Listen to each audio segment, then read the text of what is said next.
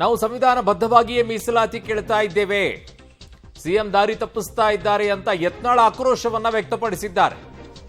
ನಾವು ಧರ್ಮಾಧಾರಿತ ಮೀಸಲಾತಿಯನ್ನ ಕೇಳ್ತಾ ಇಲ್ಲ. ಆಕ್ಚುಲಿ ಧರ್ಮದ ಆಧಾರದ ಮೇಲೆ ಮೀಸಲಾತಿ ಕೊಟ್ಟಿದ್ದೇ ತಪ್ಪು. 2B ಯಲ್ಲಿ ಮುಸ್ಲಿಮರಿಗೆ ಧರ್ಮಾಧಾರಿತ ಮೀಸಲಾತಿ ಕೊಡೋದು ಸಂವಿಧಾನ ವಿರೋಧಿ ಅಂತ ಯತ್ನಾಳ್ ಅವರಿದ್ದಾರೆ. ಎಕ್ಸಾಕ್ಟ್ಲಿ ದ ಪಾಯಿಂಟ್ ಅದು. ಮೀಸಲಾತಿಯನ್ನ ಹೇಗೆ ಧರ್ಮಾಧಾರವಾಗಿ ಕೊಡ್ತೀರಾ ನೀವು? ಕೊಡಕ್ ಬರಲ್ಲ ಅದು. ಯತ್ನಾಳ್ ಅವರು ಏನ್ ಹೇಳಿದ್ದಾರೆ ಕೇಳಿಸ್ಕೊಳ್ಳಿ. ಸಂವಿಧಾನ ಬಗ್ಗೆ ಮಾತಾಡಲಿ, ಇದ್ರ ಬಗ್ಗೆ ಮಾತಾಡಲಿ. ಯಾವುದು ಸಂವಿಧಾನದಲ್ಲಿ ಧರ್ಮಾಧಾರಿತ ಮೀಸಲಾತಿ ಕೊಡಬಾರದಿದೆ ಅದು ಸಂವಿಧಾನ ವಿರೋಧಿ. ನಾವು ಬಸವರಾಜ ಬೊಮ್ಮಾಯಿ ಸರ್ಕಾರ ಇದ್ದಾಗ ಮಾಡಿದಂಥ ಮೀಸಲಾತಿ 2D ಮತ್ತು 2C ಯಾವ ವರ್ಗಗಳು 2Aದಲ್ಲಿರುವಂಥ ಯಾವುದೇ ಸಮುದಾಯಕ್ಕೆ ತೊಂದರೆ ಆಗದ ರೀತಿಯಲ್ಲಿ ನಾವು ಮೀಸಲಾತಿ ಮಾಡಿದ್ದೀವಿ.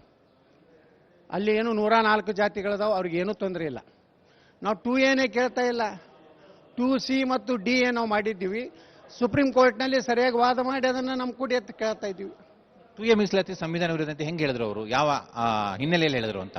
ಕಾಂಗ್ರೆಸ್ನೇ ಸಂವಿಧಾನ ವಿರೋಧಿ ಪಕ್ಷ ಎಂದು ಸಂವಿಧಾನ ಪ್ರಕಾರ ನಡೆದಾರೆ ಅವರು. ಸುಪ್ರೀಂ ಕೋರ್ಟ್ ನಿನ್ನೆನೆ 3 ದಿವಸದಿಂದನೇ ಹೇಳಿದೆ, ಪಶ್ಚಿಮ ಬಂಗಾಳ ಕೇಸ್ನಲ್ಲಿ ಧರ್ಮಾಧಾರಿತ ಮೀಸಲಾತಿ ಕೊಡ್ಲಾಕ್ ಬರೋದಿಲ್ಲ, ಚಿಮಾರಿ ಹಾಕಿದೆ. ಮತ್ತು ಅದು ಅಂದ್ರೆ ಸಂವಿಧಾನ ವಿರೋಧಿನೇ ಅಲ್ಲ. ಈಗ ಅವ್ರಿಗೆ ಕೊಟ್ಟಿದ್ದು ಕರ್ನಾಟಕದಲ್ಲಿ ಕೊಟ್ಟಿದ್ದು ತಪ್ಪೆ, ಆಂಧ್ರ ಪ್ರದೇಶನಾಗ ಕೊಟ್ಟಿದ್ದು ತಪ್ಪೆ, ಪಶ್ಚಿಮ ಬಂಗಾಳದಲ್ಲಿ ಕೊಟ್ಟಿದ್ದು ತಪ್ಪೆ. ಆ 4% ಏನು ರಿಸರ್ವೇಷನ್ ಕೊಟ್ಟಾರಲ್ಲ ಅದೇ ಸಂವಿಧಾನ ವಿರೋಧಿ. ನಿಮ್ಮ ಮೀಸಲಾತಿ ಒತ್ತಾಯ ಸಂವಿಧಾನ ವಿರೋಧಿ ಅಲ್ಲ? ಅಲ್ಲ.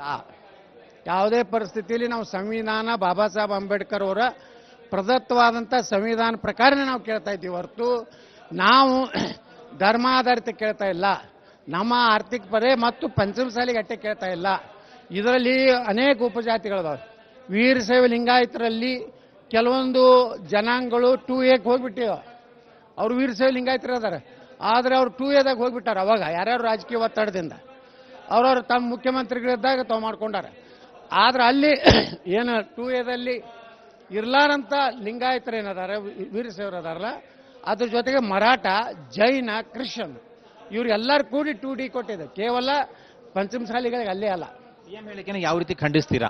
ನೋಡಿ, CM ಅವರು ಇಡೀ ರಾಜ್ಯದ ಜನರ ಹಾದಿ ತಪ್ಪಿಸ್ತಾ ಇದ್ದಾರೆ. ಇವತ್ತು ಹಿಂದುಳಿದ ಏನು ಸಂಘಟನೆ ಆದವರು ಅವ್ರಿಗೆ ಒಂದು ಮನವಿ ಕೊಟ್ಟಿದ್ದನ್ನ ಅವರ ಮುಖ್ಯಮಂತ್ರಿಗಳ Xನಲ್ಲಿ ಹಾಕಿದ್ದಾರೆ. ಅದೂ ಸಂವಿಧಾನ ವಿರೋಧಿ. ಒಬ್ಬ ಮುಖ್ಯಮಂತ್ರಿ ಆದವರು ಯಾವುದೇ ಒಂದು ಮನವಿ ಕೊಡ್ತಾರೆ, ಹಂಗಾದ್ರೆ ನಮ್ಮ ಮನವಿನೇ ಯಾಕೆ ಅದು Xನಲ್ಲಿ ಹಾಕಲಿಲ್ಲ? ಅಂದರೆ ಇವರು ಹಿಂದುಳಿದವ್ರನ್ನ ಲಿಂಗಾಯತರಿಗೆ ಜಗಳ ಹಚ್ಚಬೇಕು ಅನ್ನೋಂಥ ಪ್ಲಾನ್. ಇದು ಶಾಸಕ ಯತ್ನಾಳ್ ಅವರ ಮಾತುಗಳು. ಒಟ್ಟಾರೆಯಾಗಿ ಮುಖ್ಯಮಂತ್ರಿಗಳು ಹೇಳಿಕೆನೇ ಸಂವಿಧಾನ ವಿರೋಧಿ, ಅವರು ಆ ಥರ ಮಾತಾಡಿದ್ದು ಸರಿಯಲ್ಲ ಅನ್ನುವಂತಹ ಆಕ್ರೋಶವನ್ನು ವ್ಯಕ್ತಪಡಿಸ್ತಾರೆ. ಕ್ಯಾಮರಾಮನ್ ಶ್ರೀಕಾಂತ್ ಜೊತೆ ಮಸೂದ್, ಪಬ್ಲಿಕ್ ಟಿವಿ, ಬೆಂಗಳೂರು.